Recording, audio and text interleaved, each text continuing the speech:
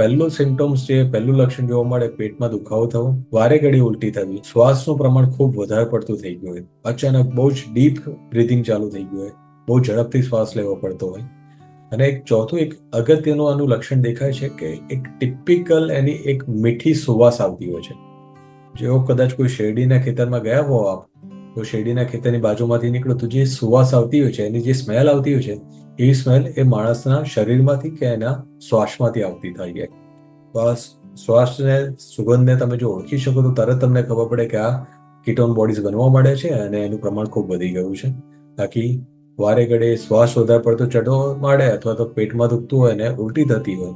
એ જ ટાઈમમાં જો તમે શુગર વધારાનું માપ્યું હોય અને શુગર બહુ વધારે આવ્યું હોય, તો એ બધી જ શક્યતા છે કે વ્યક્તિને કીટોન બોડીઝ બહુ વધારે પડતા બની ગયા છે અને કદાચ એ કીટોએસિડોસિસના સ્ટેજમાં જઈ શકે છે.